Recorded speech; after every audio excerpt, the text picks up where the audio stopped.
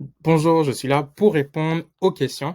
Donc, la question numéro 1 qui était: «Comment votre startup a-t-elle été impactée par la pandémie?» Donc, de façon plus macro, l'industrie de la logistique pour les commerçants, qui vendent en ligne n'a fait qu'augmenter. Donc, entre 2020 et 2021, ça a eu une croissance de fois 10 et ça fait qu'augmenter pendant 2022.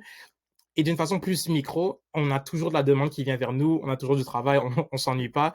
Donc, ça montre en fait qu'il y a une forte demande en fait. Donc, pour tout ce qui est les petits commerçants qui veulent se débarrasser de tout ce qui est l'aspect logistique de leur entreprise. Et donc, par la prochaine question, quel a été votre plus grand défi et comment l'avez-vous résolu? Donc, nous, notre plus grand défi initialement, c'était comment on va offrir des tarifs qui pourraient faire concurrence à s'ils allaient faire affaire avec une plus grande entreprise de logistique. Donc, on a décidé de faire un partenariat avec une entreprise technologique qui s'appelle Mashoul. Et en fait, Mashoul, qu'est-ce qu'ils faisaient? C'est qu'ils offraient justement ces tarifs compétitifs que tu aurais auprès de grandes entreprises logistiques, mais sans nécessairement faire affaire avec eux, sans vraiment faire affaire avec les entreprises de logistique. Donc, tu t'occupes de ton inventaire, mais tu peux avoir accès aux tarifs.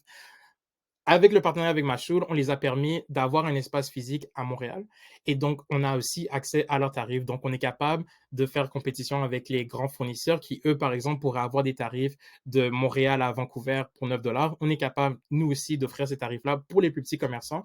Donc ils peuvent garder aussi une plus grande marge de profit sur chacune de leurs ventes, ce qui va bien sûr les permettre de croître leur entreprise.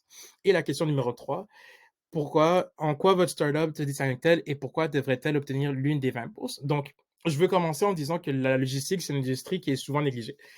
C'est pas une industrie qu'on met beaucoup de l'avant. C'est pas des NFTs, c'est pas de la crypto-monnaie. C'est pas, c'est pas souvent dans le spotlight. Mais pourtant, pour avoir tout le matériel qu'on a autour de nous, ça reste un élément assez important.